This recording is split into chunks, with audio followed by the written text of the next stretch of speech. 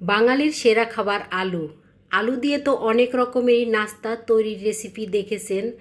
আজকের আলু দিয়ে যেই নাস্তাটা তৈরি করছি, এভাবে কি কখনো খেয়েছেন কি না অবশ্যই কমেন্ট করে জানাবেন। আশা করি দেখার জন্য ফুল ভিডিওর সাথে থাকবেন, থাকলেই বুঝতে পারবেন ভাই বোনেরা এই রেসিপিটি কিভাবে তৈরি হয়েছে আর খেতে কতটা মজা ছিল। রেসিপিটি ভালো লাগলে একবার বাসায় ট্রাই করে দেখতে পারেন। এখানে আমি একটা আলু গাজর নিয়েছি তা প্রথমে আমি অফ ক্যামেরায় আলু গাজর ছিলে নিয়েছি, ভালো করে ধুয়ে নিয়েছি। এখন আমি গ্রেটার দিয়ে গ্রেট করে নিচ্ছি। চলে আসলাম মূল উপকরণে। রান্না করার জন্য প্রথমে আমি কড়াইতে সাদা তেল দিয়ে দিচ্ছি এখানে রসুন কুচি। প্রথমে প্রায় 30 থেকে 40 সেকেন্ডের মতন রসুন আমি তেলের সাথে ভেজে নিব।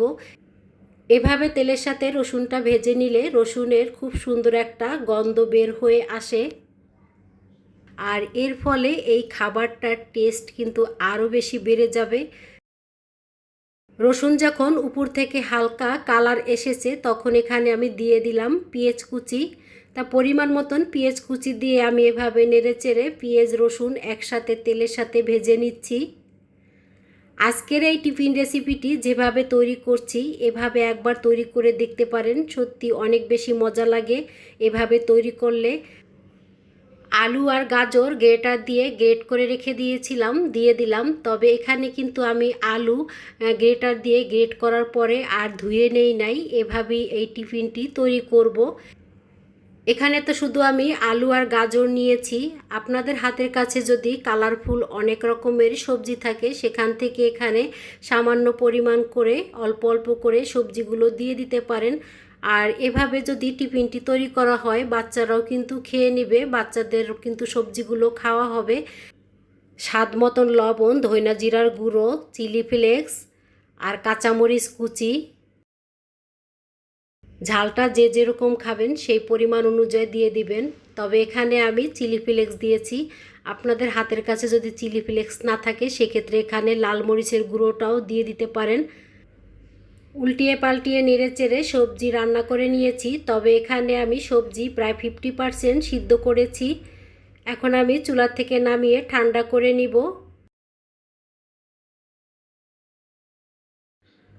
ডো তৈরি করার জন্য একটা প্লেট নিয়েছি। প্লেটে প্রথমে আমি 2 টেবিল চামচ পরিমাণ বেসন নিয়েছি, হাফ কাপ পরিমাণ সুজি আর হাফ কাপ দিয়ে দিলাম চালের গুঁড়ো, পরিমাণ মতন লবণ। টিফিন রেসিপির স্বাদ আরও বাড়ানোর জন্য এখানে একটা ম্যাগি মশলার ফুল প্যাকেট দিয়ে দিলাম।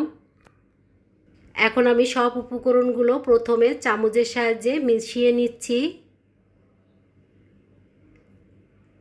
আর যে সবজি রান্না করে নিয়েছিলাম সেই সবজিটা আমি সম্পূর্ণটা এখানে দিয়েছি।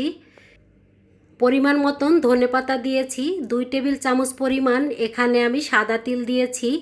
আর এই নাস্তা তৈরি করার জন্য অবশ্যই সাদা তিলটা দেওয়ার চেষ্টা করবেন, কারণ তেলে ভাজার পরে এই সাদা তিলের থেকে খুব সুন্দর একটা গন্ধ আসে, আর সেই কারণে কিন্তু এই নাস্তাটা খেতে আরও বেশি মজা লাগে। তো এখন আমি সব উপকরণগুলো প্রথমে ভালো করে মিশিয়ে নিচ্ছি। তো এখানে যদি পানির প্রয়োজন হয় তখন আপনারা পানিটা দিবেন, তবে এখানে আমি সামান্য পরিমাণ পানি দিয়েছি। যে সকল ভাই বোনেরা ধৈর্য সহকারে ভিডিওটা দেখছেন, ভিডিওর এই পর্যায়ে এসেও এখন পর্যন্ত একটা লাইক দেন নাই, যদি রেসিপিটি ভালো লাগে ভাই বোনেরা একটা লাইক দিয়ে দিবেন। আর আশা করি ফুল ভিডিওর সাথে থাকবেন। রেসিপিটি তৈরি করাও যেমন সহজ, খেতেও কিন্তু অনেক বেশি মজা। সামান্য কিছু উপকরণ দিয়েই তৈরি করে নেওয়া যায়। আর এখানে আমি দিয়েছি মিষ্টি আলুর শাক, কারণ হাতের কাছে যেই শাক ছিল সেই শাকটাই এখানে আমি দিয়েছি। আপনারা এখানে ইচ্ছে করলে পুঁই শাক বা যে কোনো হাতের কাছে শাক থাকে সেই শাকটা এখানে দিয়ে দিতে পারেন, সম্পূর্ণ আপনাদের পছন্দ মতন। আমি দিয়েছি এর জন্য যে শাকটা দিলে সামান্য একটু কালারফুল হবে আর খেতেও ভালো লাগবে, দেখতেও ভালো লাগবে, সব কিছু মিলিয়ে ভালো হবে।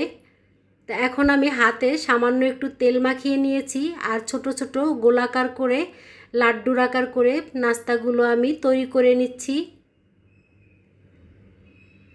এই শেপটা সম্পূর্ণ আপনাদের পছন্দ মতন, আপনারা চাইলে আপনাদের পছন্দ মতন করে এই নাস্তাটা শেপ দিয়ে তৈরি করে নিতে পারেন। তবে আমি এখানে গোলাকার করে বানিয়ে নিচ্ছি। এতটা সহজ নাস্তাটা তৈরি করা। ঘরে যদি আলু থাকে, এই আলু দিয়েই শুধু এই নাস্তাটা তৈরি করে নিতে পারেন। সাথে সামান্য কিছু উপকরণ, যে উপকরণগুলো প্রতিটা ঘরেই কিন্তু কম বেশি থাকে। তা নাস্তাগুলো তো বানানো হয়ে গেছে, এখন ভাজার পালা। ভাজার জন্য কড়াইতে আমি পরিমাণ মতন তেল দিয়েছি আর একটা একটা করে তেলে ছেড়ে দিচ্ছি। এখানে আপনি চাইলে ডুবা তেলেও এই নাস্তাগুলো ভেজে নিতে পারেন, তবে এখানে আমি তেলের পরিমাণটা একেবারে বেশি দেই নাই, আবার একেবারে কমও দেই নাই। সম্পূর্ণ আপনার পছন্দ মতন করে এই নাস্তাগুলো ভেজে নিতে পারেন। কড়াইটা বড় হওয়ার কারণে এখানে আমি যতগুলো লাড্ডু তৈরি করেছিলাম সবগুলো একেবারে দিয়েছি। এখন আমি উল্টিয়ে পাল্টিয়ে নাস্তাগুলো ভেজে নিচ্ছি। এভাবে অনবরত নেড়েচেড়ে নাস্তাটা ভেজে নিতে হবে। এর ফলে নাস্তার সর্ব সাইডেই খুব সুন্দর একটা কালার আসবে। আর যদি নাড়াচাড়াটা কম হয় সেক্ষেত্রে দেখা যাবে এক সাইডে কালার আসবে, আরেক সাইডের কালারটা কিন্তু খুব সুন্দরভাবে আসবে না। তখন কিন্তু নাস্তাগুলো দেখতেও ভালো লাগবে না। আর কালারটা যদি সব সাইডে সমানভাবে আসে সেক্ষেত্রে কিন্তু উপরের সাইডটা অনেক বেশি মুচমুচে হবে আর ভিতরে নরম, খেতে কিন্তু এক কথায় অসাধারণ হয়ে থাকে। তবে একটা কথা, নাস্তাগুলো যদি বেশি তেলে ভাজা হয় সেক্ষেত্রে এত নাড়াচাড়ার প্রয়োজন হবে না। তাই দেখতেই পাচ্ছেন ভাই বোনেরা, নাস্তাগুলো কিন্তু খুব সুন্দরভাবে ভেজে নিয়েছি।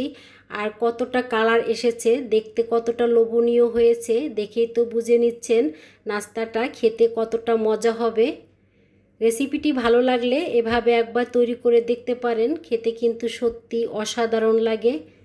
নাস্তাগুলো তেলে ভাজার পরে তিলগুলো খুব সুন্দরভাবে নাস্তার গায়ে ফুটে উঠেছে, দেখতে অনেক বেশি লোভনীয় লাগছে। এখন আপনাদের আমি নাস্তা খেয়ে দেখাবো আর কতটা মজা হয়েছে খাওয়া দেখলেই বুঝতে পারবেন। আজকের এই নাস্তার রেসিপিটি ভাই বোনদের কাছে কীরকম লেগেছে, আর যে সকল ভাই বোনেরা ভিডিওটা দেখতে দেখতে এই পর্যায়ে চলে আসছেন তাদেরকে জানাই অনেক অনেক ধন্যবাদ। যদি একটা লাইক দিয়ে না থাকেন ভাই বোনেরা, একটা লাইক দিয়ে দিবেন। আর রেসিপিটি ভালো লাগলে এভাবে একবার ট্রাই করে দেখতে পারেন, খেতে কিন্তু অসাধারণ। কারণ উপরের সাইডটা কিন্তু অনেক বেশি মুচমুচে থাকে আর ভিতরটা কিন্তু নরম।